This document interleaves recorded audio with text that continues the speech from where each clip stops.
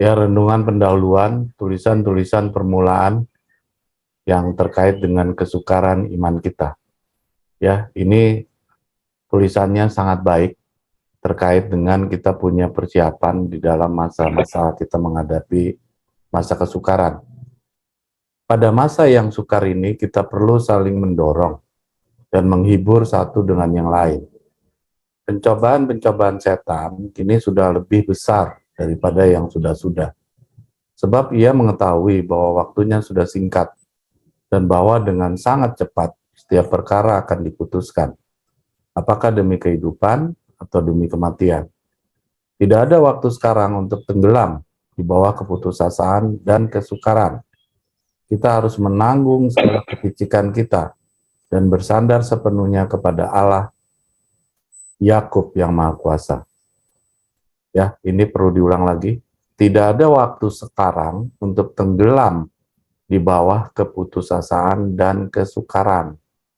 Kita harus menanggung segala kepicikan kita dan bersandar sepenuhnya kepada Allah Yakub yang Maha Kuasa.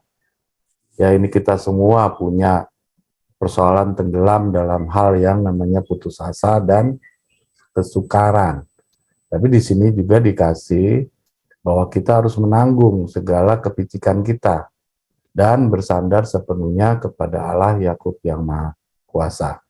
Ya, ini tidak perlulah saya detailkan keputusasaan itu dan kesukaran itu seperti apa, tetapi setidaknya ayat ini sudah memberikan renungan kepada kita semua bahwa kita semua di sini ya pasti akan menghadapi yang namanya keputusasaan dan kesukaran tadi. Tuhan telah menunjukkan kepada saya bahwa kasih karunia-Nya cukup untuk segala kesukaran kita. Dan walaupun kesukaran tersebut lebih besar daripada yang sudah-sudah, namun jikalau kita bersandar sepenuhnya pada Allah, maka kita akan dapat mengalahkan setiap pencobaan dan melalui kasih karunia-Nya beroleh kemenangan. Jikalau kita mengatasi kesukaran dan memperoleh kemenangan atas pencobaan-pencobaan setan, maka kita menahan kesukaran iman kita. Ya, jikalau kita mengatasi kesukaran dan memperoleh kemenangan atas pencobaan-pencobaan setan, maka kita menahan kesukaran iman kita. Ya, ini kontrario. Jika kita tidak berhasil mengatasi kesukaran dan memperoleh kemenangan atas pencobaan kita, maka kita tidak bisa menahan kesukaran iman kita. Ya, ini saya baca ini luar biasa ini tulisannya. Yang lebih berharga daripada emas dan yang menjadi lebih kuat serta lebih baik persiapan untuk menghadapi yang berikutnya. Nah, berarti kesukaran dari keputusasaan tadi itu ada lagi tahapan berikutnya. Mungkin diberikan lagi bertahap dan lebih susah lagi nantinya. Ya, tetapi jikalau kita tenggelam dan menyerah kepada pencobaan-pencobaan setan, maka kita akan menjadi lemah dan tidak akan memperoleh pahala untuk kesukaran itu, dan tidak akan begitu siap untuk menghadapi yang berikutnya. Ya, tidak akan begitu siap untuk menghadapi yang berikutnya. Dengan cara ini, kita akan menjadi lebih lemah dan semakin lemah, sampai kita tertawan oleh setan sesuai dengan kehendaknya. Kita harus memakai kelengkapan senjata Allah dan siap pada setiap saat untuk berperang dengan kuasa-kuasa kegelapan. Apabila pencobaan dan kesukaran menimpa kita, marilah kita pergi kepada Allah dan berseru kepadanya dengan tangan kosong, tetapi akan memberi kita karunia dan kekuatan untuk menang, dan untuk mematahkan kekuatan musuh.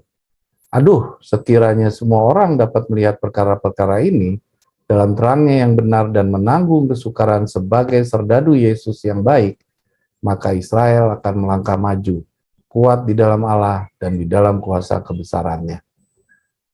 Allah menunjukkan kepada saya bahwa Ia memberi umatnya minum dari cawan yang pahit untuk menyucikan dan membersihkan mereka. Itu adalah tegukan yang pahit, dan mereka dapat menambah kepahitannya dengan bersungut-sungut, mengeluh, dan merajuk. Tetapi mereka yang menerimanya demikian harus meminum tegukan yang lain, karena yang pertama tidak membawa pengaruh sesuai dengan yang direncanakan terhadap hati. Kalau yang kedua tidak membuahkan hasil pekerjaan itu, maka harus ada yang lain dan yang lain sampai memberikan hasil seperti yang direncanakan. Atau dia biarkan hati itu menjadi kotor dan bernoda. Saya melihat bahwa cawan yang pahit ini dapat dimaniskan dengan kesabaran, ketabahan, dan doa. Sehingga dengan demikian akan memberikan hasil sesuai dengan yang direncanakan terhadap hati mereka yang menerimanya sedemikian rupa. Dan Allah akan dihormati dan dimuliakan. Bukanlah perkara kecil menjadi orang Kristen dan menjadi milik serta diperkenankan Allah.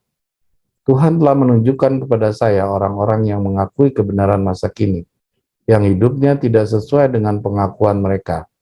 Mereka bersama-sama memiliki standar ketuhanan yang terlalu rendah, dan mereka agak jauh dari kesucian Alkitab.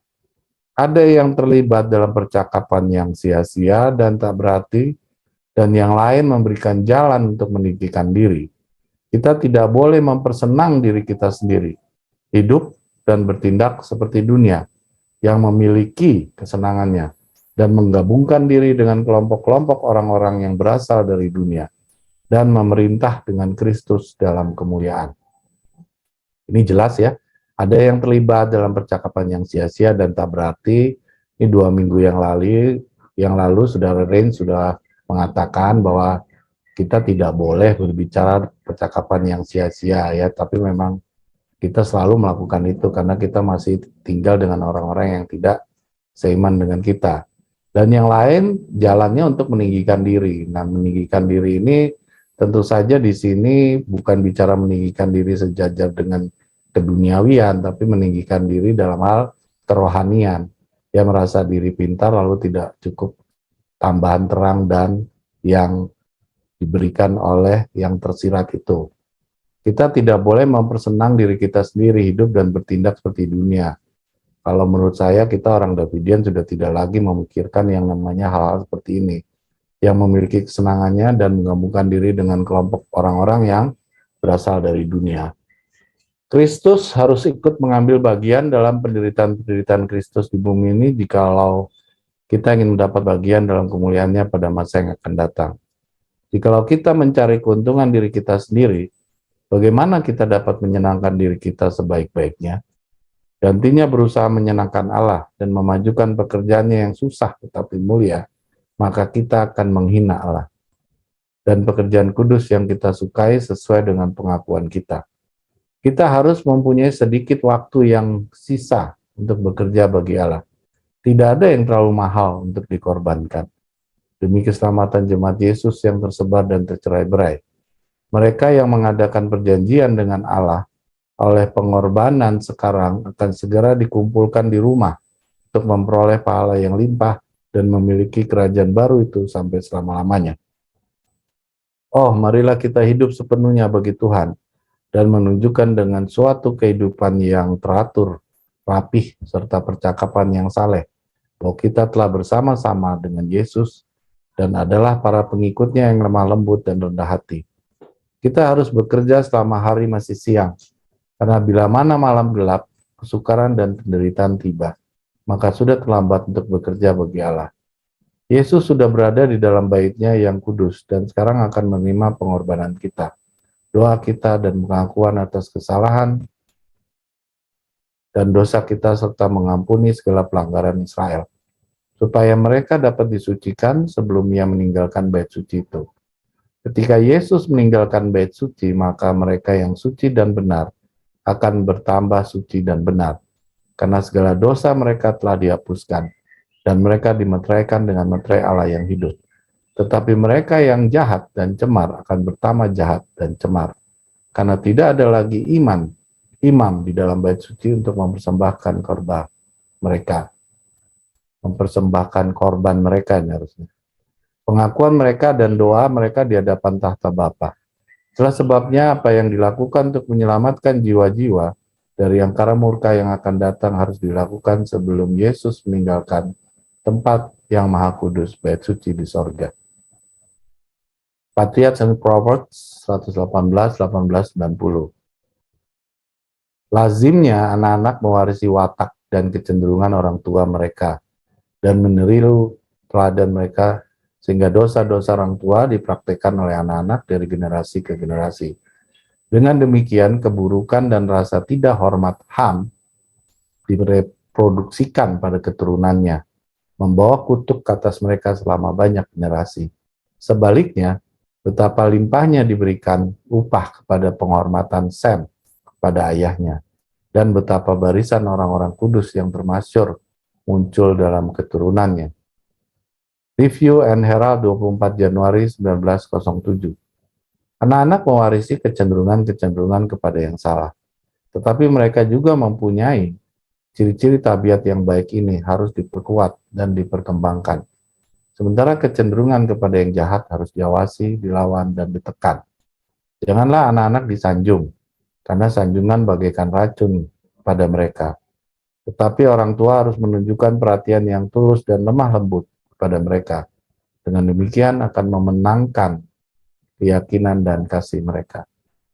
Catatan, bahayanya dampak dosa itu dari 8 orang yang lolos dari air bah saja, yang Tuhan sudah seleksi habis-habisan dari berjuta-juta manusia, yang logika seharusnya dosa itu habis sama sekali, atau paling tidak sangat-sangat minim, dan juga perjalanan Israel ke Kanaan, Tuhan sudah sedemikian hati-hatinya dan selektif hingga Musa dan Harun tidak diizinkan masuk tanah Kanaan.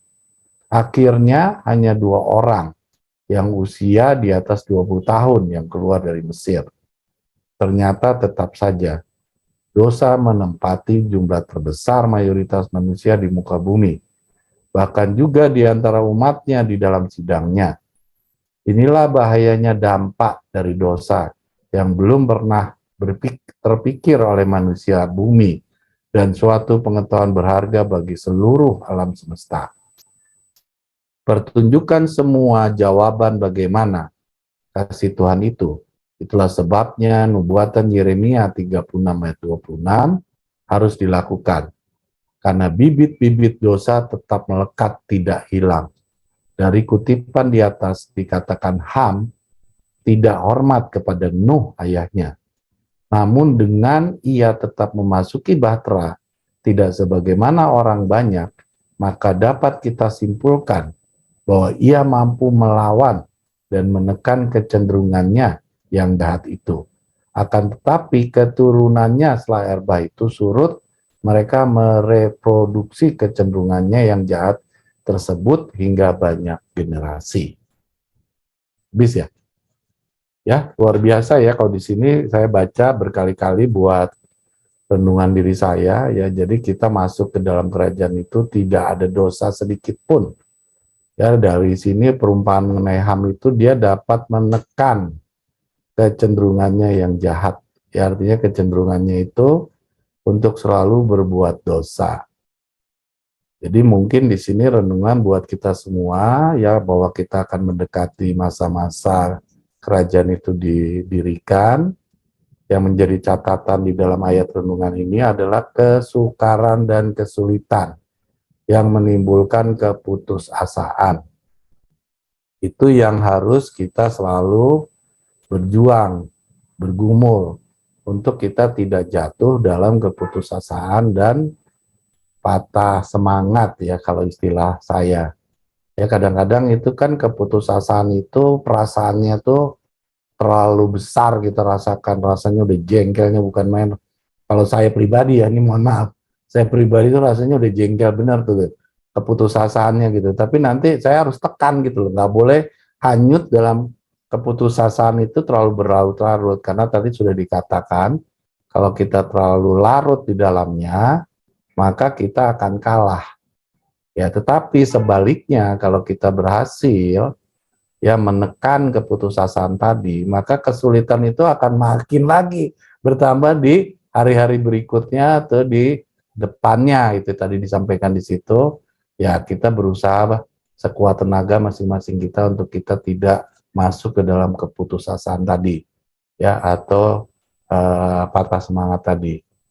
Ya, yang penutup dari saya adalah kita tidak sekedar menjadi pendengar firman, khususnya buat di grup kita, ya bukan hanya pendengar ya, saya kadang-kadang pribadi itu mengapresiasi ya teman-teman di grup yang masih sempat baca ya, saya masih usahakan misalnya baca ya, lalu dari situ saya kasih like gitu ya, tapi kadang-kadang kita juga bukan hanya sebagai pendengar, tapi saya pernah membaca juga kita harus juga menjadi seorang pelaku firman. Nah, jadi ada keseimbangan antara pendengar dengan pelaku. Mungkin kita semua di sini udah jadi pendengar nih, tapi kita belum semuanya menjadi pelaku. Ya, karena pelaku itu menjadi juga tugas dan kewajiban kita. Nah, masing-masing kita menjadi memiliki renungan ya terhadap ayat ini, sehingga tugas kita sebagai umat itu harus balance antara kita di dunia mencari uang sama tugas kita yang namanya punya Tuhan. Ya itu harus balance. Ya nanti dalam praktiknya ya tidak mudah. Tapi itulah tujuan dari ayat renungan ini. Ya, terima kasih. Silakan Saudara Red. Terima kasih Saudara Victor. Ya, jadi saudara-saudara sekalian, Dela boleh ke atas, paling atas dulu Del. Ya, saudara ada yang mau komentar? Tadi sudah bagus sekali diulas oleh Victor. Memang karena apa yang kita baca ini, inilah keluhan-keluhan kita di hadapan kita sehari-hari ya. Kita selalu berhadapan dengan banyak tantangan dan kesulitan. Kita ingat ya, setiap tulisan Nyonya White atau tulisan Victor Hutten, termasuk juga tulisan-tulisan Alkitab, ya, yang memberikan satu semangat, ya dorongan semangat. Seperti jangan takut. Ya. Kalau sampai ada kata-kata jangan kamu takut, ya, itu sama halnya seperti kata-kata yang kita barusan baca ini. Artinya ada sesuatu yang akan menimbulkan ketakutan. Jadi kalau sampai ada amaran-amaran untuk memberikan hiburan yang datang dari Tuhan kepada umat-umat, maka artinya Tuhan itu sudah memberikan suatu Amsal Soleman 29 ayat 18 juga kepada kita. Yaitu dia tuh sudah memberikan suatu peringatan jauh-jauh hari bahwa kamu harus tahan, kamu harus mental kamu kuat, kamu akan menghadapi sebuah aniaya, sebuah kesulitan, sebuah kesukaran, sebuah keputusasaan.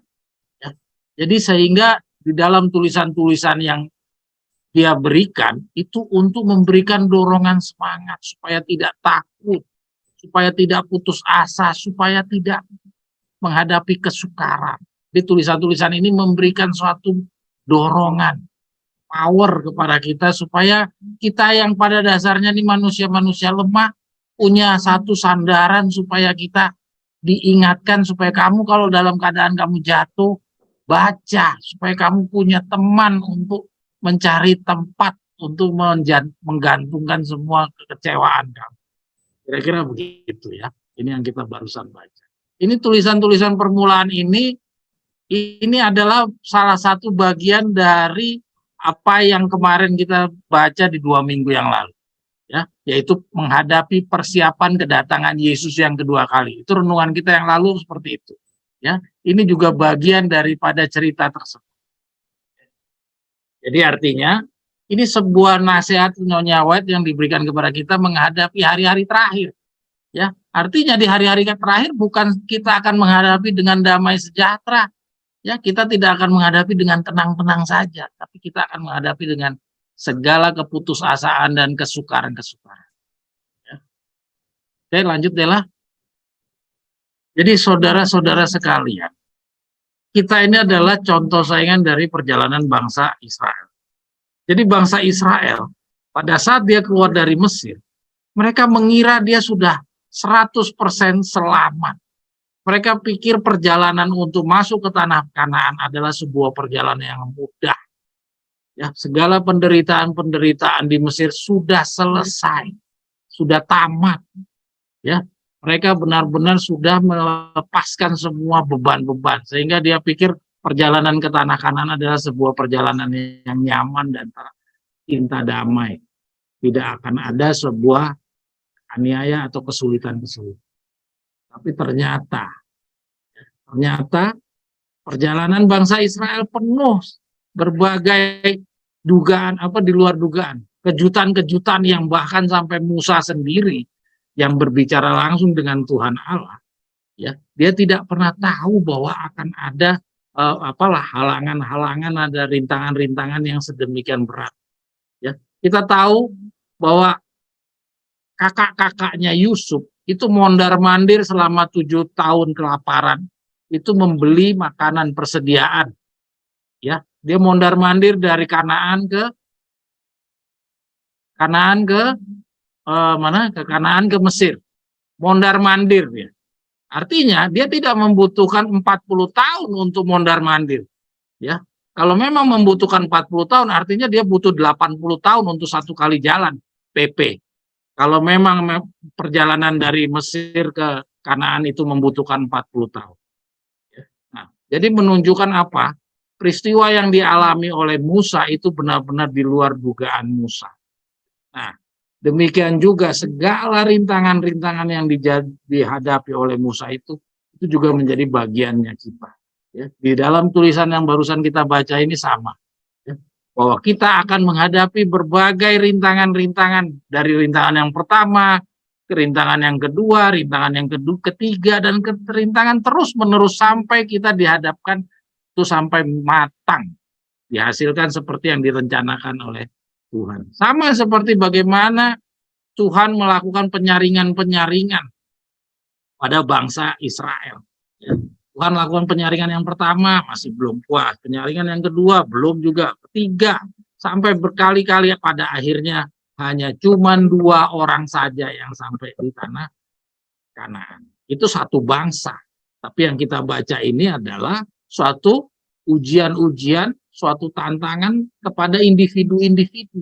Jadi artinya kita masing-masing itu harus sadar dengan bunyi tulisan ini adalah kembali lagi Amsal Sulaiman 29 ayat 18. Jadi kita harus ingat bahwa kita sudah diingatkan bahwa Tuhan itu tidak akan membiarkan kita selamat dengan perjalanan yang mulus seperti yang diharapkan oleh orang Israel. Kita akan menghadapi berbagai kesulitan-kesulitan, dan kesulitan itu jangan kita kecil hati. Ya, seperti tadi, tidak ada waktu untuk kecewa, bersungut-sungut. Ya, kita harus ingat ini semua adalah jalan Tuhan untuk membersihkan kita. Ya, walaupun sakit, tapi memang itulah perjalanannya Tuhan. Dan kita kesakitan yang kita hadapi bukan hanya 1 kali, 2 kali, 3 kali, tidak juga 4 kali, bisa jadi berkali-kali. Ya, tapi kita ingat dalam tulisan-tulisan ini harus kita selalu bertahan. Mudah-mudahan kita terus bertahan ya. Saya kira demikian. Dela, lanjut Dela.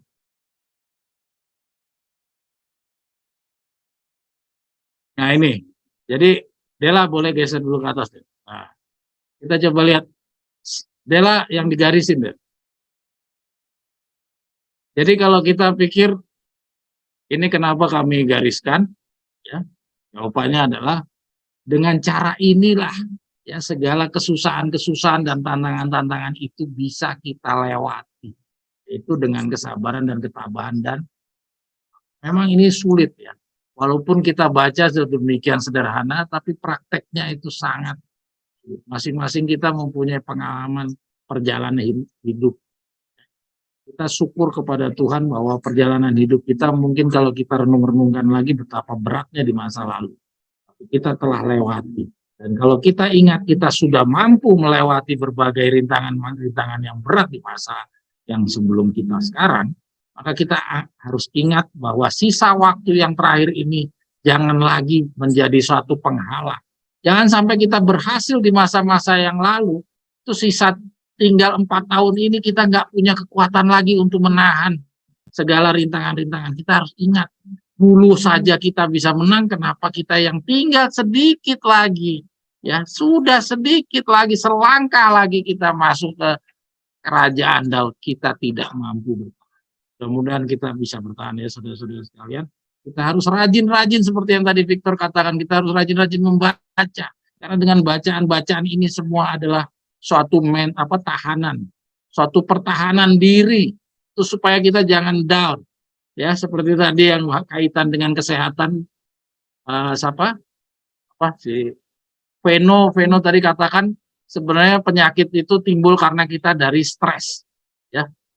Kadangkala dari pikiran penyakit itu, ya. Walaupun juga ada yang dari warisan, tapi yang tadi kita bicarakan itu akibat daripada stres. Jadi ingat, stres itu timbul karena kita tidak mempunyai sandaran.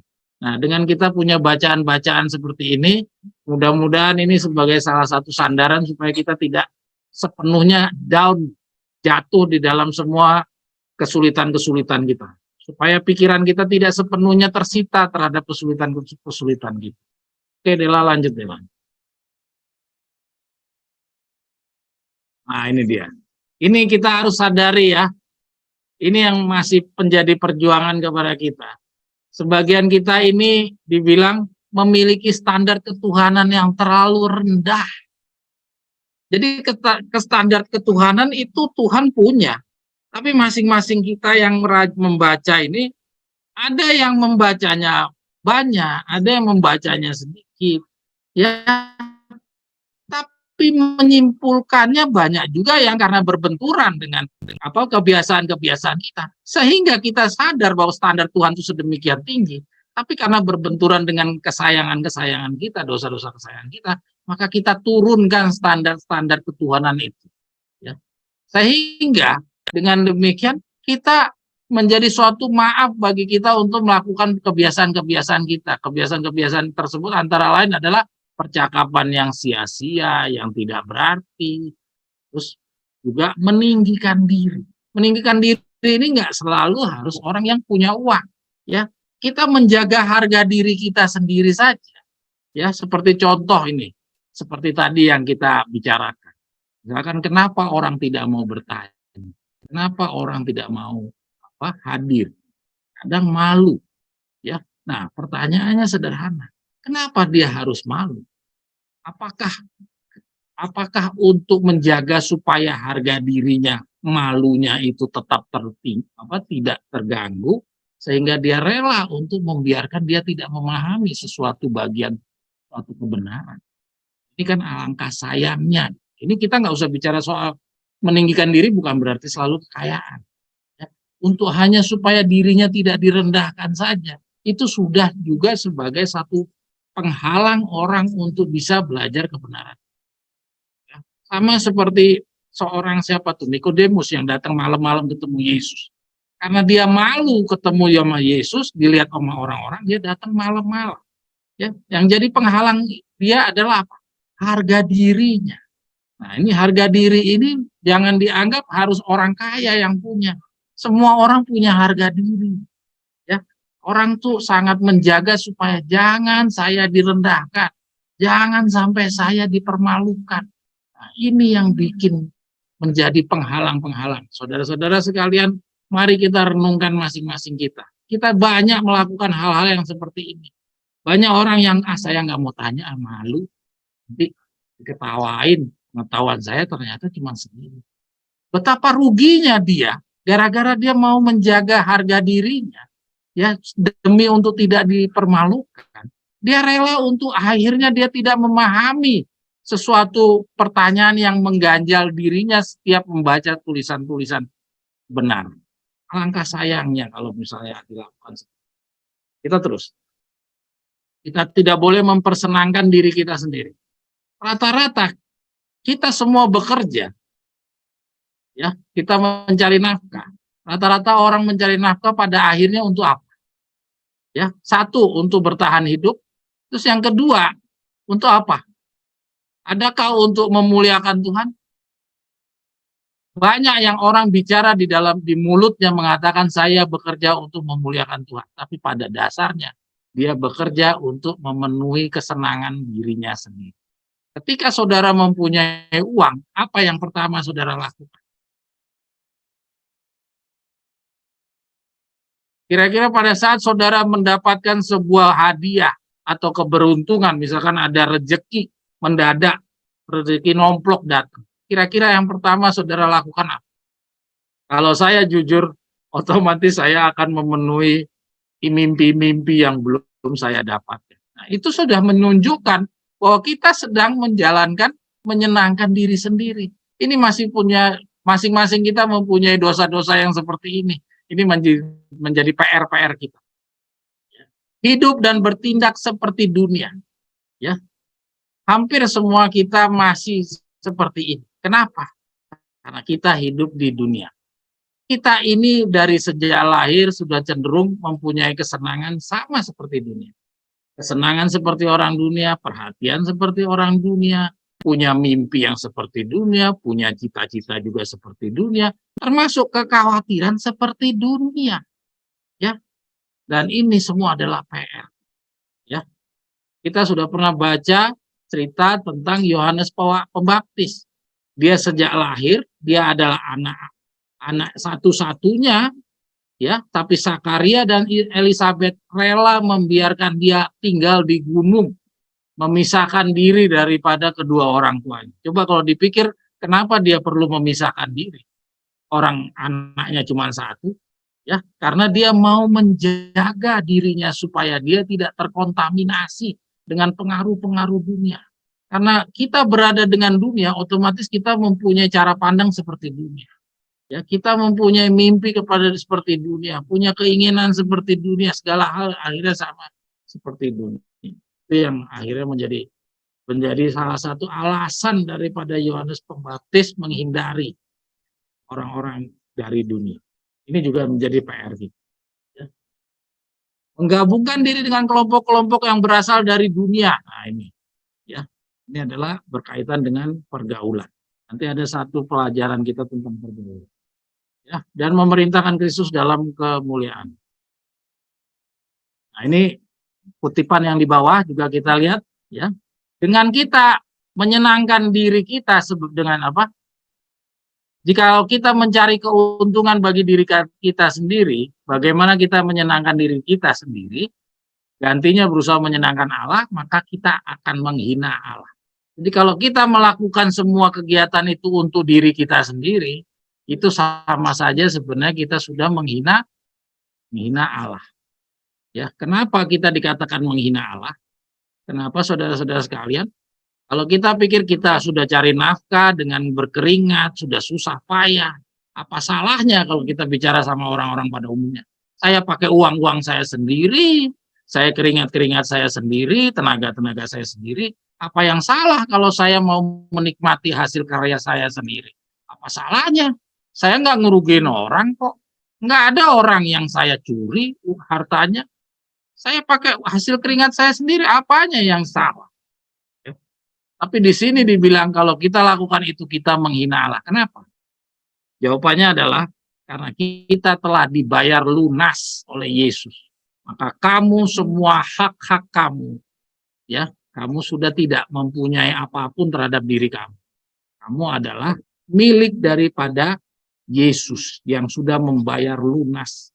Jadi kamu itu pada dasarnya sudah tidak mempunyai dirimu sendiri. Maka kamu harus ikuti semua yang diatur oleh pemiliknya kamu. Ya. Kita lanjut.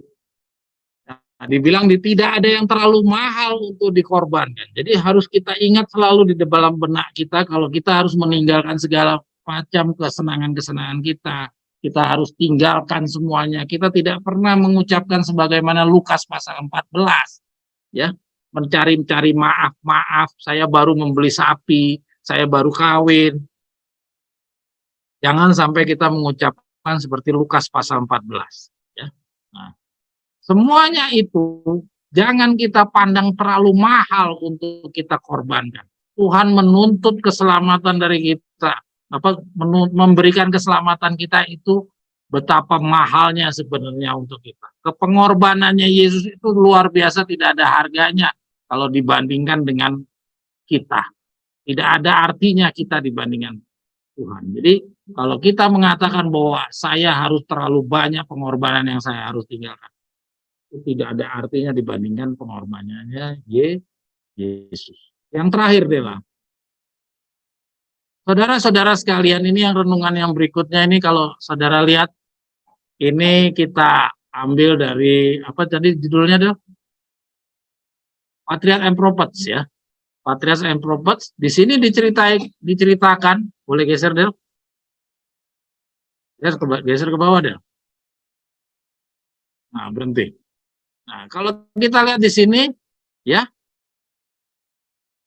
kita ingat bahwa Tuhan itu membersihkan dunia ini dengan air bah. Alasannya apa? Ya, ini kita benar-benar kita renungkan kata-katanya Nyawa ini. Alasan Tuhan membersihkan dengan air bah karena dosa itu sudah semakin parah. Sedemikian parahnya dan tidak ada lagi obat yang bisa menyembuhkan dosa di zamannya Nabi Nuh tersebut. Bayangkan itu dunia baru berumur berapa lama. Dia tidak sepanjang sekarang ini. Ya, dosa sudah dipandang sedemikian parah. Dan Tuhan sudah dapatkan hanya 8 orang. Dari berjuta-juta orang, ternyata Tuhan punya cuma 8 orang. Menurut pemikiran kita manusia, harusnya 8 orang ini kan sudah benar-benar orang yang sudah Tuhan pilih, terseleksi. Ya, harusnya orang-orang ini merupakan orang-orang yang tidak melakukan segala dosa-dosa yang dimiliki oleh berjuta-juta orang yang semuanya terendam oleh air bah. Ya, logikanya setelah air bah, ya, keturunan dari 8 orang ini benar-benar keturunan dari orang-orang yang bersih. Secara logikanya seperti itu. Harusnya keturunan orang-orang yang bersih yang tidak melakukan segala perbuatan-perbuatan orang-orang yang sudah tenggelam di dalam air bah. Ya, tetapi kenyataannya coba kita lihat. Bukan hanya sebagian kecil yang melanggar dosa, yang mengulangi lagi perbuatan-perbuatan orang di zaman air bah. Malah sebagian besar. Bahkan sama seperti yang tadi kita baca di catatan yang Victor sudah bacakan, bangsa Israel saja yang Tuhan sudah pilih, ya, itu cuma 2 orang yang masuk ke dalam bahtera, masuk ke dalam tanah Kanaan. Bahkan Musa sama Harun saja tidak juga berhasil masuk ke tanah Kanaan karena masih punya pelanggaran. Jadi bisa dipikir ini datangnya dari mana ini pelanggaran-pelanggaran ini? Oh iya, selamat sahabat Balak, selamat datang, selamat bergabung kembali. Sudah cukup lama kita tidak bersua ya. Nanti kita setelah tutup sahabat, nanti kita coba ngobrol-ngobrol. Ya, saudara-saudara coba renungkan itu 8 orang itu kan udah orang-orang bersih. Harusnya keturunannya keturunan orang-orang bersih semua. Secara logika harusnya sudah sangat minim kalau ada pelanggaran-pelanggaran hukum di sana. Tapi kenyataannya kenapa kok sampai sekarang jadi begini? Mayoritas itu pelanggar hukum. Sekarang Tuhan mau mencari jumlah 144.000 aja nggak keluar-keluar, nggak kelihatan sampai detik ini. Ya. Mayoritas di seberang sana orang-orang penentang kebenaran semua. Pengolok-ngolok dan mengulang-ulang lagi olokan-olokan yang dilakukan orang-orang di zamannya Nuh. Padahal keturunan ini keturunan datang dari 8 orang. Bukan keturunan dari orang-orang yang ditenggelamkan di dalam laut. Bisa dibayangkan kalau misalkan yang Tuhan biarkan masuk ke dalam bahtera Nuh adalah orang-orang yang sekarang tenggelam di dalam air laut itu. Tidak hanya 8 orang, orang-orang yang melakukan kebiasaan-kebiasaan buruk, dosa-dosa segala macam itu tetap diizinkan untuk masuk ke dalam bahtera Nuh atau dipaksa masuk ke dalam bahtera Nuh, terus dibiarkan sekarang bertumbuh. Kira-kira dunia ini seperti apa rusaknya? Ini dari 8 orang sedemikian istimewa aja ternyata dunia jadinya kayak gitu. Saudara bisa bayangkan. Ya. Jadi ini kita coba lihat ada Ham dan Sem. Jadi ternyata dari 8 orang itu ternyata mereka mempunyai bibit-bibit. Ya, mereka menyimpan bibit-bibit seperti kayak bibit kanker, ya, yang diam. Ya, ada orang-orang yang mengatakan kankernya udah sembuh, tapi ternyata beberapa tahun kemudian kankernya muncul kembali. Nah, ini artinya apa? Kankernya itu hanya sementara diam. Dia tidur, bukan hilang. Nah, kira-kira sama halnya seperti itu, dosa yang ada di dalam dirinya Ham dan Sem.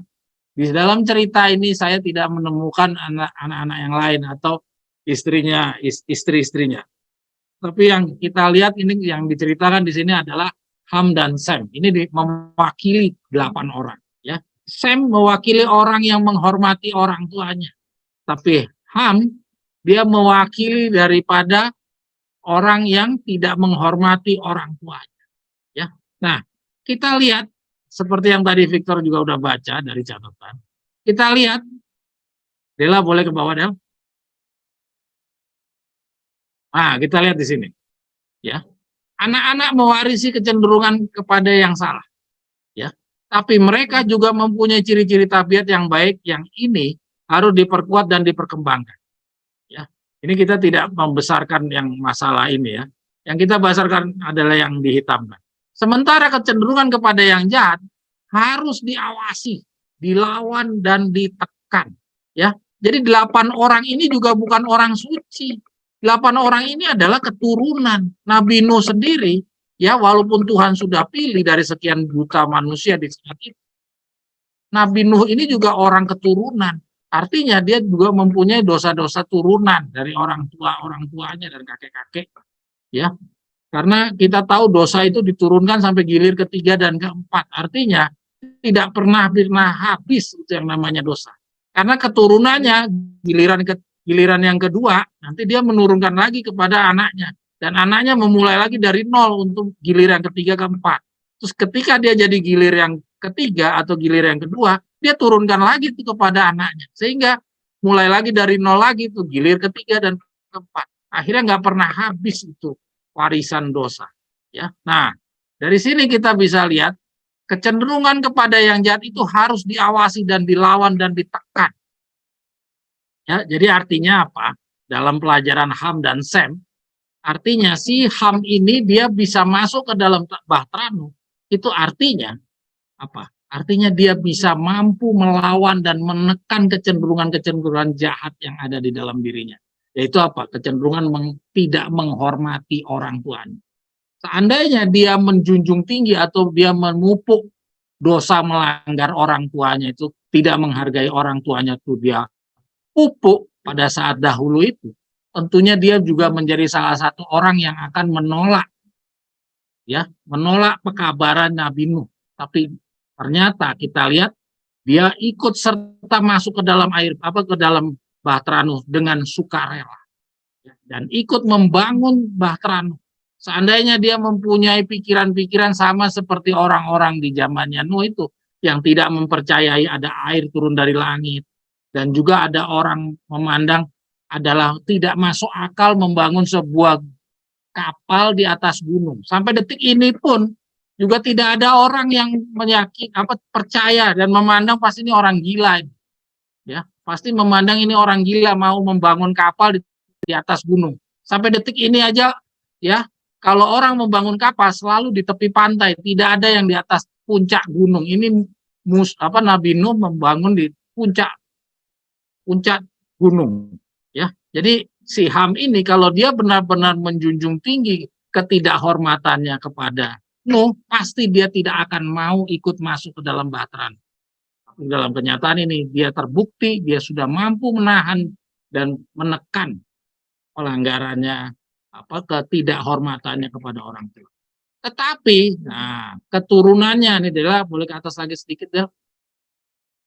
Tetapi kenapa dosa itu bisa berkembang biak sedemikian rupa sampai detik ini hampir mayoritas orang pelanggar hukum?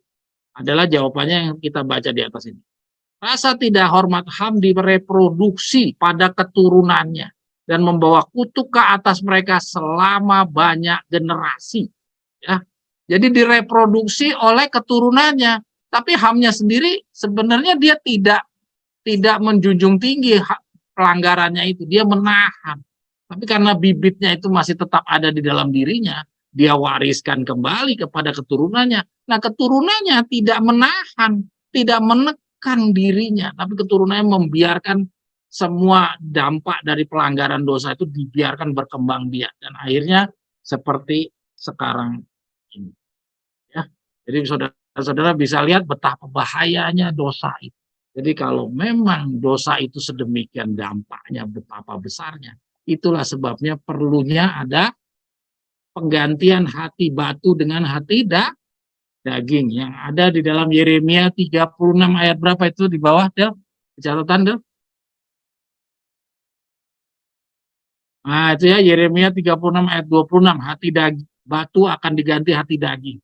Ini adalah sebuah jalan keluar. Kalau Tuhan hanya mau mendapatkan umat-umat yang benar-benar bersih, Seandainya 144.000 buah kedua itu didapatkan, tapi hati batunya tidak diganti dengan hati daging, maka suatu saat mereka ini mempunyai keturunan, mereka akan mengulangi lagi, tidak mampu menekan dirinya, tidak mampu menahan diri.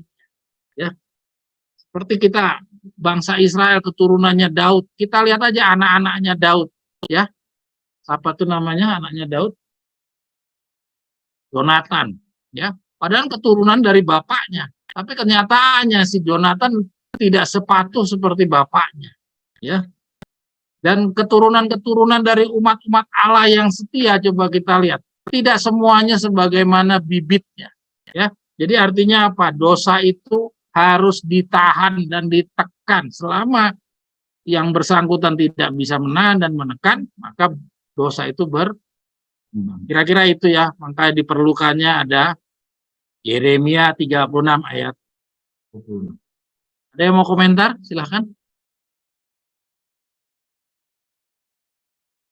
Ya, terkait dengan kesulitan-kesulitan dan tantangan, ya, keputusasaan, ya. Ini kebetulan pada kesempatan ini saya akan membagikan kepada saudara bacaan-bacaan para kita agar kita boleh dikuatkan, ya. Dela mungkin boleh lanjut, Del. Ke nomor 3, Del.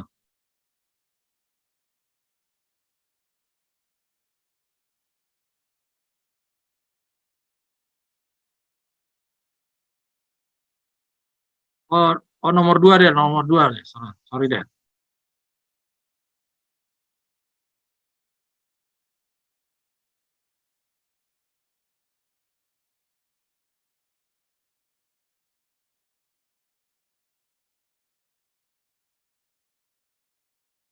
Ya, ini juga kembali lagi sama yang seperti tadi yang kita sama-sama baca.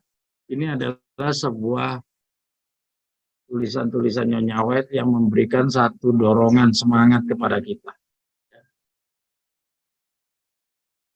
Ya, juga menyadarkan kita bahwa ternyata jalan Tuhan itu tidak semulus yang kita pikirkan. Ya, kita dulu berpikir bahwa penderitaan itu sebenarnya adalah sarana untuk menghancurkan kita. Tapi pada kenyataannya, dari bacaan-bacaan yang kita nanti akan baca, kita akan lihat ternyata segala penderitaan, kemiskinan, kekurangan, itu bukan sebagai sarana untuk menghancurkan kita. Sebenarnya itu adalah sarana-sarana yang merupakan keuntungan bagi kita. Jadi kalau saudara dibikin miskin sama Tuhan, oleh keadaan saudara dihadapkan oleh kehidupan penuh kekurangan, ya, kesulitan, tantangan hidup, penderitaan, ya, sebenarnya dari kacamata sorga itu adalah sebuah keuntungan bagi saudara, bukan sebuah kerugian. Tapi kalau dari sudut kacamata manusia, itu adalah sebuah kerugian. Jadi seperti siapa? Seperti Simon. Apa sih Simon ya? Simon orang Eslot. Simon dari orang Eslot ya. Silot, orang Silot. Ya, Simon dari orang Silot yang dulunya orang Parisi, salah satu muridnya Yesus. Terus Matius yang dulunya adalah pemungut cukai. Setelah dia bergabung sama Yesus, dia menjadi orang yang termiskin dari antara orang-orang miskin. Kalau dari kacamata orang-orang Parisi di saat itu, orang-orang Yahudi pada saat itu, betapa menyedihkannya nih orang-orang setelah bergabung dengan Yesus. Menjadi orang-orang yang termiskin dari antara orang miskin. Dari kacamata manusia, betapa menyedihkan hidupnya menjadi pengikut-pengikutnya Yesus. Tapi dari sudut kacamata sorga, mereka adalah orang-orang yang paling beruntung. Mari kita baca sama-sama. Orang tua Yesus miskin, dan mereka bergantung kepada pekerjaan berat sehari-hari. Ia sudah biasa dengan kemiskinan, penyangkalan diri, dan kekurangan. Ya. Pengalaman ini adalah suatu pelindung baginya. Saudara boleh garis bawahi, Dela boleh digaris bawahi, pelindung bagi dirinya. Ya. Jadi bisa dibayangkan itu kondisi kemiskinan. Kemiskinannya Yesus itu ternyata suatu keberuntungan bagi pribadinya Yesus. Ya, itu adalah sebuah keberuntungan bagi pribadinya Yesus. Dalam hidupnya yang rajin itu, Tidak ada waktu yang terbuang untuk mengundang pencobaan. Tidak ada saat yang tidak bertujuan membuka jalan bagi pergaulan yang mencemarkan. Jadi karena kondisinya yang miskin, ya. Kalau kita coba baca kisah sejarah kisah apa nih? Segala zaman ya. Kerinduan segala zaman. Saudara nanti bisa baca sendiri Kerinduan segala zaman, ceritanya Yesus. Itu ceritanya Yusuf, bapaknya Yesus. Itu kalau nggak kerja sehari, dia nggak makan katanya. Jadi sama halnya kayak sekarang pedagang-pedagang di pasar-pasar itu kalau dia tidak jualan, ya maka otomatis dia mempunyai hidup semakin sengsara kalau dia tidak jualan sehari atau 2 hari. Misalkan kebanjiran atau apa, bagi mereka itu adalah suatu penderitaan. Ya, nah orang tuanya Yesus adalah kondisinya seperti itu. Jadi kalau Yusuf tidak bekerja 1 hari katanya, itu menjadi sebuah kesusahan bagi keluarganya Yesus. Nah, jadi bisa kita baca di sini, tidak ada saat yang tidak bertujuan membuka jalan bagi pergaulan dengan mencemarkan. Dia harus bantu orang tuanya, karena sehari saja orang tuanya tidak bekerja, dia tidak makan. Ya, maka itu kita baca di sini, hidupnya yang rajin itu tidak ada waktu terbuang untuk mengundang pencobaan. Jadi dia tidak ada waktu untuk leha-leha, bangun siang, tidur enak-enak, ya, terus leha-leha, kira-kira sebagaimana yang kita biasa lakukan lah, ya. Kita santai-santai, itu tidak dilakukan oleh seorang Yesus, bayangkan saudara. Dan dikatakan kondisi hidup yang penuh dengan kondisi yang penuh kekurangan itu pada dasarnya adalah perlindungan bagi Yesus. Ya, kita baca terus. Tidak ada saat yang bertujuan untuk membuka jalan bagi pergaulan. Bagaimana dia mau bergaul, orang dia harus bantu orang tuanya. Ia berusaha sedapat-dapatnya untuk menutup pintu bagi penggoda itu. Jadi selain dia juga harus bekerja membantu orang tuanya, dia sendiri menutup dirinya bagi penggodaan itu. Jadi dia menjauhkan diri dari pergaulan. Tidak ada keuntungan ataupun kesenangan, pernyataan setuju ataupun kecaman yang dapat membujuk dia untuk menyetujui sesuatu tindakan yang salah. Ia sungguh bijaksana mengamati kejahatan dan kuat melawannya. Ini adalah gambaran cerita tentang Yesus muda. Ya. Kita lanjut. Kristuslah satu-satunya orang yang tidak berdosa yang pernah tinggal di dunia ini. Namun hampir 30 tahun lamanya ia hidup di antara penduduk Nazaret yang jahat. Kenyataan ini merupakan suatu teguran bagi orang-orang yang mengira bahwa mereka bergantung pada tempat.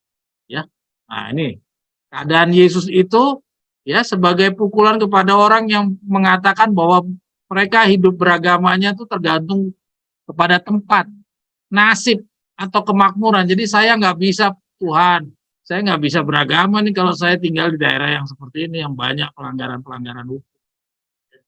Saya nggak punya saya mohon dimaafkan.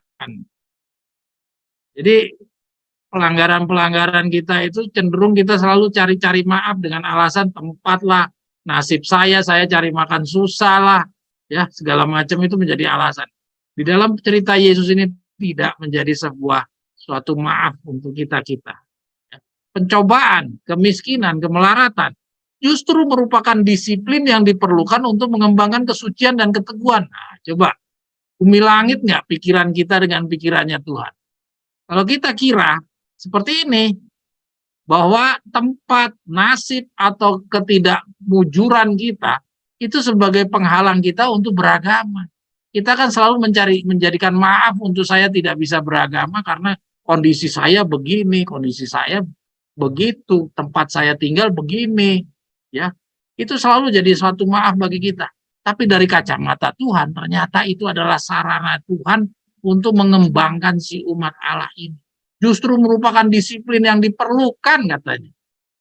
Jadi kondisi yang begini diperlukan, padahal kita mau menghindari, jangan sampai saya hidup susah. Kita bekerja dari pagi sampai sore, bertahun-tahun, kita berjuang supaya kita hidupnya tidak dalam kondisi yang berkekurangan. Padahal Tuhan menginginkan umat Allah itu berada di dalam kemiskinan, kemelaratan. Supaya melalui itu dia bisa dikembangkan. Lihat, bumi langit pikiran manusia dengan pikiran Tuhan. Kita lanjut. Orang yang paling miskin dan hina daripada murid-murid Yesus dapat menjadi berkat kepada orang lain. Ya. Mungkin mereka tidak menyadari bahwa mereka membuat kebaikan apapun. Tapi pengaruh mereka yang tidak disadarinya memulai ombak kebahagiaan yang makin lama makin dalam. Dan berkat yang dihasilkannya tidak pernah mereka ketahui sampai tiba pada hari pemberian upah terakhir itu. Mereka tidak merasakan atau mengetahui bahwa mereka melakukan sesuatu perkara yang besar. Mereka tidak perlu mencemaskan diri mereka mengenai sukses. Mereka hanya perlu maju secara perlahan-lahan mengerjakan pekerjaan Tuhan yang telah diserahkan dengan setiawan. Sehingga hidup mereka tidak menjadi sia-sia. Jiwa mereka akan bertumbuh semakin lama, semakin menyerupai Kristus. Mereka adalah teman-teman pekerja bersama-sama dengan Allah di dalam kehidupan ini. Dan oleh karena itu layak bagi pekerjaan yang lebih tinggi dan kegembiraan yang tiada celahnya dalam hidup mendatang. Jadi orang-orang yang paling miskin dan hina daripada murid-murid Yesus dapat menjadi berkat kepada orang-orang lain. Jadi saudara-saudara jangan mencari maaf. Mudah-mudahan setelah baca ini kita dibangunkan bahwa kondisi saya yang penuh kekurangan itu bukan menjadi penghalang bagi kita belajar kebenaran. Tidak ada alasan saudara-saudara untuk menjadikan minta dimaafkan karena saya tidak mempunyai segala macam sarana untuk saya boleh patuh kepada Tuhan. Setelah nanti kalau saya sudah diberikan lebih layak hidup saya, mungkin saya nanti akan patuh kepada Tuhan. Itu doa yang kita sering sampaikan kepada Tuhan kan kira-kira seperti itu. Kalau saya diberikan jalan hidup yang lebih baik, saya akan patuh. Itu tidak akan pernah terwujud. Ketika kita sudah mempunyai uang seperti yang tadi saya katakan, saya tanyakan kepada kita semua, kalau saudara tiba-tiba dapat rezeki nomplok, yang pertama saudara lakukan apa? Adakah Tuhan, apakah saudara akan patuh kepada Tuhan? Misalkan saudara dengan uang saudara akan langsung pergi ke Papua atau ke Maluku untuk mengajar, menemui saudara-saudara yang selama ini tidak bisa kita temui, ataukah saudara akan paling pertama menyenangkan diri sendiri, mewujudkan mimpi-mimpi yang selama ini tidak pernah saudara wujudkan? Yaitu dari situ akan terjawab. Saudara kalau diberikan jawaban atas mimpi-mimpi, atas doa-doa saudara untuk mendapatkan diberikan kehidupan yang lebih layak, itulah jawaban saudara nanti akan terjawab. Bahwa saudara akan menjadi orang yang patuh kepada Tuhan, ataukah saudara menjadi orang yang sebenarnya pada akhirnya meninggikan diri sendiri. Kita lanjut. Kita ditempatkan dalam pencobaan di dunia ini untuk menentukan kemampuan kita untuk hidup yang akan datang. Tidak ada yang bisa masuk ke surga yang tabiatnya dicemari oleh noda mementingkan diri yang kotor. Nah, yang tadi saya buat pertanyaan tadi itu, ya, noda mementingkan diri. Karena itu Allah menguji kita sekarang dengan mempercayakan kepada kita harta yang fana. Ya, jadi kita dipercayakan ini. Baik harta yang berlebihan maupun harta yang terbatas pun menjadi sebuah ujian. Ya. Itu semua adalah sarana-sarana Tuhan untuk menguji seberapa setia kita kepada tuntutan-tuntutan Tuhan. Di mana cara kita menggunakannya, katanya di mana kita cara menggunakan harta yang diberikan kepada kita. Bukan masalah banyak atau sedikit, tapi dalam kita menggunakan harta yang kita punya itu, yang diberikan kepada kita, itu akan menggambarkan apakah kita ini layak untuk dipercayakan kekayaan-kekayaan yang kekal atau tidak. Jadi artinya dalam cerita ini adalah lebih baik menjadi orang yang serba kekurangan. Jadi dari kacamata sorga adalah lebih baik menjadi orang yang serba kekurangan daripada orang yang berlebihan. Mari kita baca terus. Orang tua Yesus miskin dan mereka bergantung kepada pekerjaan berat sehari-hari. Wah, ini kan sehari-hari. Ia sudah biasa dengan kemiskinan, penyangkalan diri dan kekurangan. Pengalaman ini adalah suatu pelindung baginya. Oh, ini tadi sudah ya. Jadilah, terus ini mungkin ditulis di tempat yang lain. Ya.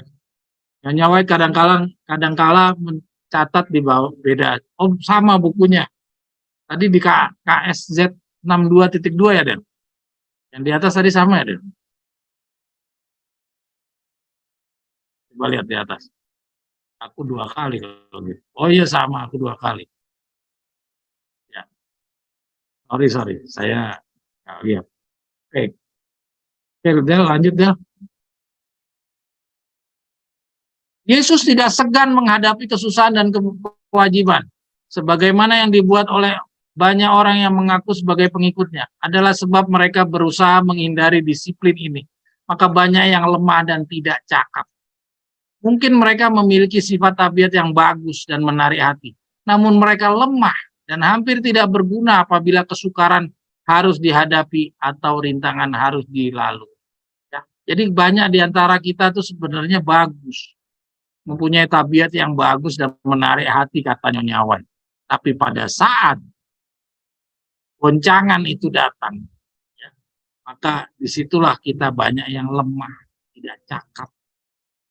Ketegasan dan tenaga, keteguhan serta kekuatan watak seperti yang dinyatakan dalam diri Kristus harus dipertumbuhkan dalam diri kita dengan jalan disiplin yang ditanggungnya itu dan rahmat yang diterimanya itu adalah untuk kita. Jadi kita tuh banyak yang sebenarnya punya talenta bagus, tapi kita belum mempunyai daya tahan sebagaimana pengalamannya Yesus. Kita katanya di sini harus dipertumbuhkan. Jadi saudara-saudara, kita menang terhadap yang pertama, seperti tadi Victor udah katakan, kita menang yang pertama itu membuat kita mempunyai kekuatan untuk menghadapi sebuah tantangan yang berikutnya. Dan itu harus dipertumbuhkan. Sehingga katanya dia sifat tabiat kita yang bagus dan menarik hati itu bisa membuat kita dimenangkan. Kita lanjut. Allah menunjukkan kepada saya bahwa ia memberi umatnya minum dari cawan yang pahit untuk menyucikan dan membersihkan mereka. Itu adalah tegukan yang pahit. Dan mereka dapat menambah kepahitannya dengan bersungguh-sungguh mengeluh dan merajuk. Adalah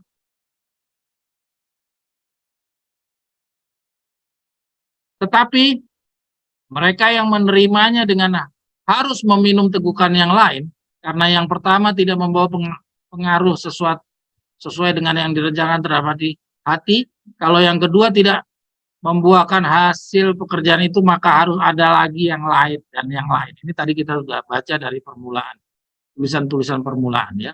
Jadi ingat bahwa Tuhan itu tidak akan membiarkan kita itu selamat dengan damai sejahtera. Tuhan akan membiarkan kita harus mendapatkan kesusahan-kesusahan. Jadi kita jangan kecil hati atau jangan kita putus asa atau kecewa kalau kita menghadapi kesusahan. Karena kesusahan itu kadangkala menjadi sebuah sarananya Tuhan untuk memanggil kita, menjadikan kita alatnya. Jadi Tuhan cara memanggil kita itu dengan kesusahan, bukan membuat kita berkelebihan. Itu ada cara kita. Kita kalau dapat rezeki, kita selalu bersyukur, "Sio Tuhan, terima kasih Tuhan sudah memberikan saya rezeki." Padahal itu sebenarnya itu kutuk kepada kita kalau dari kacamata sorga. Ya. Tapi pada saat kita dapat penderitaan, kita banyak bersungut-sungut kepada Tuhan. Padahal penderitaan itu adalah sarana bagi Tuhan untuk memberikan keuntungan bagi kita dari kacamata Alkitab. Nah ini ya, yang kita sulit memahami pikiran Tuhan. Ketika kita dibikin menderita, kita bersungut. Ketika kita diberikan berlebihan, ya kita kira ini datang dari Tuhan. Padahal kelebihan itu sebagai suatu bencana bagi kita, karena melalui kelebihan itu cenderung kita menjadikan kepentingan diri kita yang kita layani. Kita terus. Ada suatu pelajaran bagi kita dalam pengalaman Paulus. Karena hal itu menyatakan jalan Allah untuk bekerja. Tuhan dapat memberikan kemenangan yang nampaknya kepada kita boleh jadi penaklukan dan kekalahan. Ya. Tuhan dapat memberikan kemenangan yang nampaknya kepada kita boleh jadi penaklukan dan kekalahan. Jadi seperti tadi kalau kita dikasih penderitaan, kita kira itu sebuah kekalahan. Padahal itu dari kacamata Tuhan itu adalah kemenangan. Ya, saya baca ulang.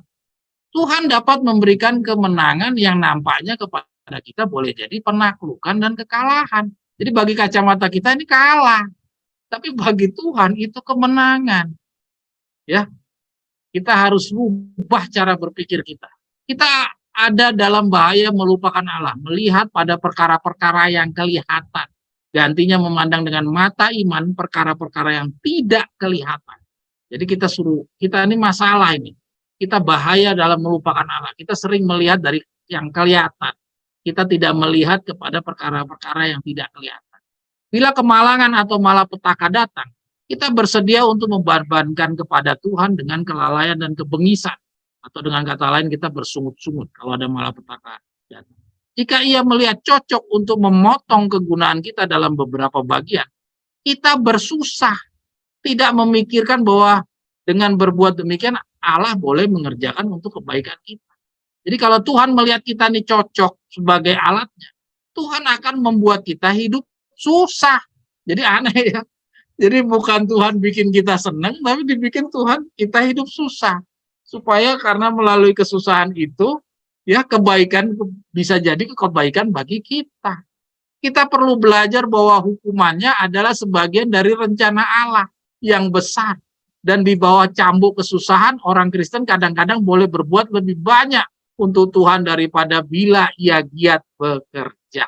Coba lihat, saudara sudah bisa melihat tidak? Bahwa pikiran Tuhan dan pikiran kita itu bahkan bayangkan seperti bumi dan langit. Kita pikir kalau kita dapat rezeki, kita akan patuh kepada Tuhan. Tuhan, kalau Tuhan kasih rezeki kepada saya jamin Tuhan, saya akan memuji-muji namamu. Saya akan memberikan hidup saya kepada Tuhan. Kira-kira demikian atau tidak? Nanti akan kita baca di bawah ini. Ya, setelah ini kita akan baca, tapi kita bahas dulu. Kalau kita diberikan kekayaan, apakah kita akan mewujudkan seperti yang kata-kata tadi kita? Apakah kita akhirnya jadi pembohong? Tapi kalau kita dikasih kesusahan, kita bagaimana? Apakah kita menyadari bahwa itu adalah jalan Tuhan untuk kebaikan bagi kita? Ataukah kita malah mengatakan bahwa ini Tuhan benar-benar hilang dari saya, Tuhan benar-benar tidak hadir dalam hidup saya? Itu yang kita yang banyak sekali di dalam kehidupan kita bersungut-sungut, kita berpikir seperti itu. Tapi dalam tulisan-tulisan yang barusan kita baca ini benar-benar memutar balik semua pemahaman kita. Ya, jadi kita harus rubah pemikiran kita bahwa kerugian-kerugian yang kita hadapi itu sebenarnya adalah sarana Tuhan untuk kebaikan kita. Kita lanjut yang berikutnya, Dela. Kita akan cari tahu jawabannya. Kalau saya dikasih kemenangan, kira-kira benar nggak saya akan bisa mewujudkan kata-kata saya tadi? Mari kita baca dari pengalaman bangsa Israel. Pada waktu bangsa Israel berada dalam suatu keadaan yang senang dan amanlah, mereka telah dituntun ke dalam dosa. Ya. Jadi mereka berdosanya bukan pada saat dia dianiaya. Kalau dia dianiaya, itu karena tekanan gelang ikatan Mesir. Tuhan memaklumi. Tuhan masih memaafkan, dia nggak menyucikan hari Sabat. Dia masih makan daging pada saat itu. Dia tidak patuh semua tuntutan Tuhan di Mesir. Tuhan maklumi. Tapi pelanggaran yang Tuhan tidak bisa terima, yaitu pada saat mereka sudah keluar dari Mesir. Mereka sudah berada di dalam kondisi yang tidak terikat, di dalam kondisi yang dia sendirilah yang bisa menentukan selamat atau tidaknya dirinya. Ya, di saat itulah Tuhan sangat menuntut kepada mereka kepatuhan. Tapi di saat itulah benar-benar mereka katanya di sini apa? Mereka dituntun ke dalam dosa. Kita semua tahulah siapa yang menuntun dia. Ya, tentunya bukan Tuhan yang menuntun. Dan tentunya lawan daripada pihak Tuhan. Jadi kita lihat di sini, pada waktu bangsa Israel berada dalam suatu keadaan yang senang dan amanlah, mereka telah dituntun ke dalam dosa. Bukan di dalam pada keadaan yang penderitaan. Mereka telah gagal untuk membiarkan Allah selalu ada di hadapan mereka. Mereka melalaikan doa dan memanjakan roh percaya kepada dirinya sendiri. Dia terlalu yakin dengan dirinya sendiri. Kita lihat. Dia tidak masalah dengan dia minta makan daging, makan burung puyuh. Ya, karena apa? Dia merasa diri sudah selamat lah, ini ngapain lagi saya harus bersusah-susah. Saya ingin kembali lagi seperti kenikmatan waktu di Mesir. Ya, jadi dia mempunyai percaya diri yang berlebihan walaupun dia udah tahu bahwa Tuhan itu melarang. Dia kan tahu, mereka tahu bahwa disuruh makan mana.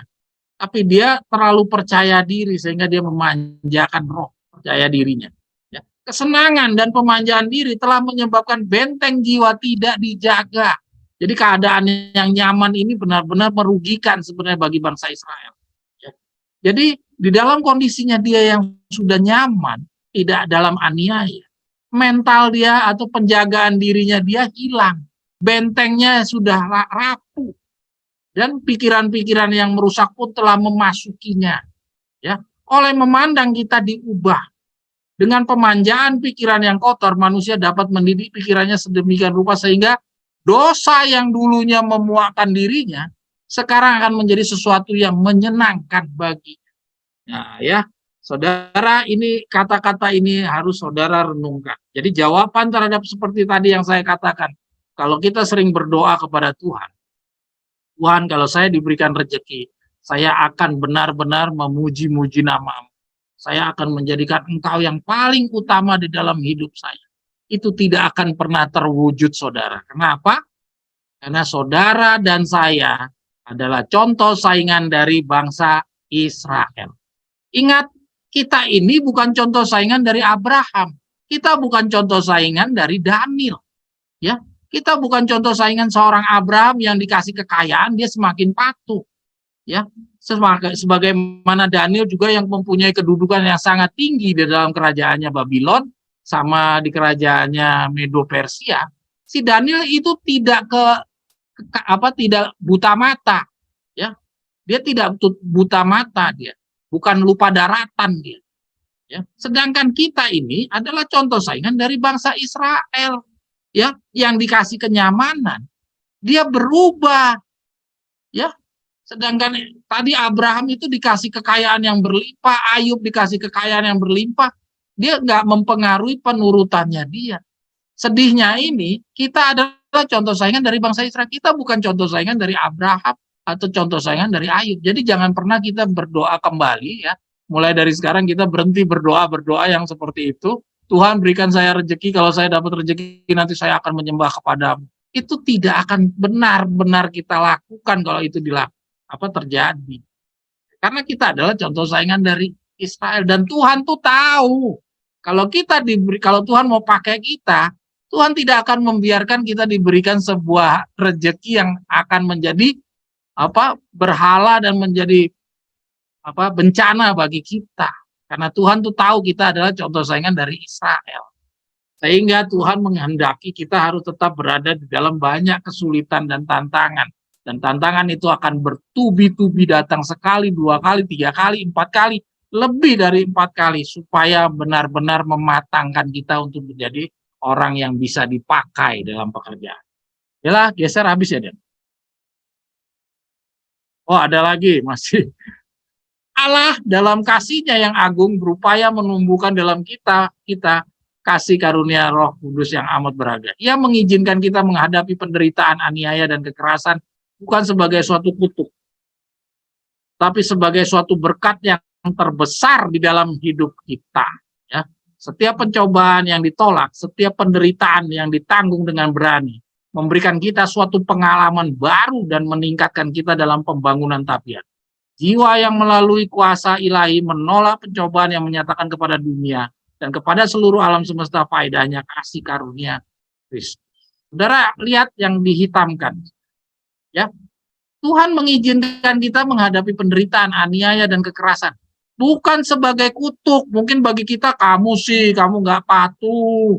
Kamu coba introspeksi diri, kamu hidup dulu masa lalumu bagaimana. Ya, saya ingat sekali itu ibu saya, saudara-saudaranya kan tidak terima Davidian. Saudara-saudaranya masih Pantekosta. Saya ingat waktu zaman kecil-kecil, itu ibu saya sering tuh diomongin.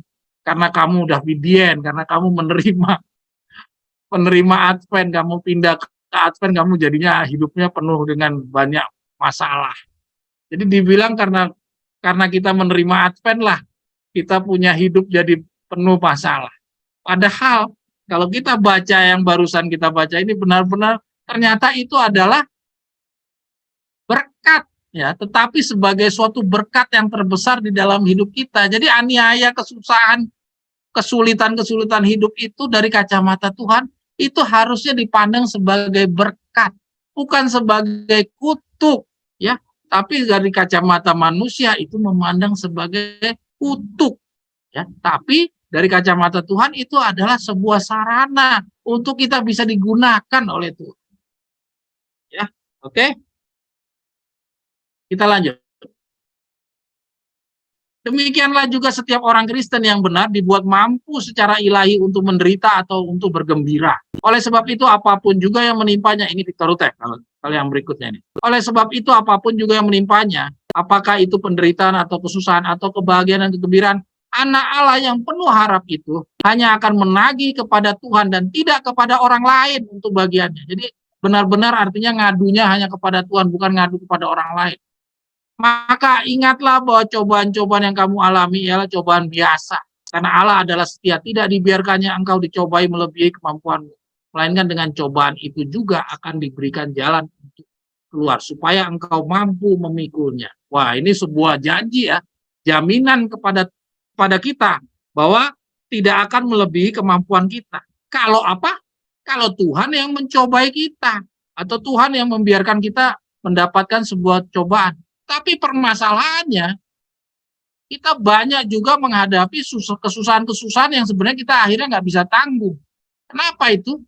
Artinya apakah Tuhan yang tidak konsisten dengan pernyataannya? Tidak. Tapi kita sendiri yang mencobai diri kita sendiri. Jadi kita misalnya, kita udah tahu punya uang cuma segini. Kita maksa diri untuk melakukan sesuatu yang melebihi kemampuan kita. Ya akhirnya kita menderita. Nah, penderitaan itu kita ngeluh-ngeluh kepada Tuhan, ini kok Tuhan nggak hadir segala macam. Itu kesalahannya kita sendiri. Kita yang membawa diri ke dalam pencobaan. Nah, kalau yang seperti itu, ya, rumus yang disampaikan di dalam Korintus 10 ayat 13 ini, 1 Korintus 10 ayat 13 ini tidak berlaku. Karena itu dosa kita sendiri, kesalahannya kita sendiri. Ya, kita cuma berdoa kepada Tuhan untuk supaya lebih ditahan saja kesulitan yang lebih berat. Kita tidak mungkin bisa dikeluarkan dari kondisi itu. Karena perbuatan kita sendiri yang menjerumuskan kita. Jadi jangan sampai ada di tulisan yang lain, jangan sampai kita membuat kiamat lebih cepat kepada diri kita daripada yang sebenarnya. Ya, kita terus. Bahwasannya dia yang memelihara Israel itu tidak akan mengantuk ataupun tidur. Tuhan adalah penjagamu, Tuhan adalah penudungmu. Pada sebelah kanan, matahari tidak akan memalumu pada siang hari ataupun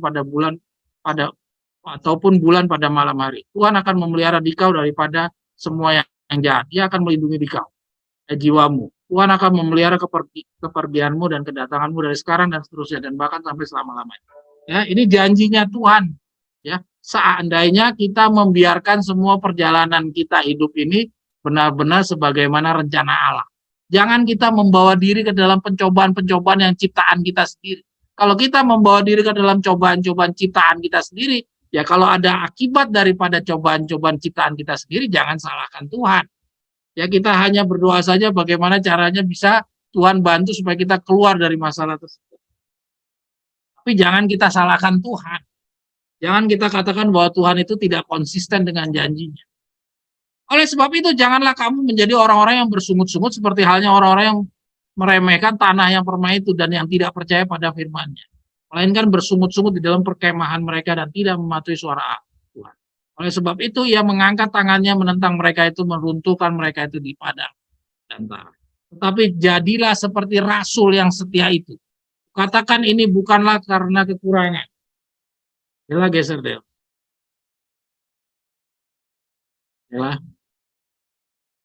Ya. Sebab aku telah belajar mencukupi diri dalam segala keadaan. Ya. Nah, ini kata-kata rasul. Rasul siapa? Filipi, Rasul Petrus ya. Apa? Paulus ya. Paulus. Katakan ini bukanlah karena kekurangan, sebab aku telah belajar mencukupi diri dalam segala keadaan. Aku tahu bagaimana berkekurangan dan aku tahu bagaimana berkelimpahan. Di mana saja dan dalam segala perkara aku diberi petunjuk, baik untuk menjadi kenyang dan untuk menjadi lapar, baik untuk berkelimpahan maupun untuk menderita kekurangan. Aku dapat berbuat segala perkara melalui Kristus yang menguatkan. Ya, ini yang harus kita punyai sama seperti Paulus. Jadi tidak mudah kita kalah. Ingat, kesulitan-kesulitan yang kita dapatkan itu harus kita mampu bertahan, karena itu adalah sarana kebaikan bagi kita. Walaupun kita harus menderita, tapi itu adalah kebaikan bagi kita. Dan dikatakan tadi di atas, dibilang penderitaan kita itu adalah berkat bagi kita. Ya, kita mulai sekarang kita rubah pikiran kita. Itulah mungkin yang paling terakhir di bawah deh. Habis ya? Ya, itu yang terakhir. Ya, jadi mulai sekarang kita ingat bahwa pola berpikir Tuhan dan pola berpikir kita itu bagaikan bumi dan langit.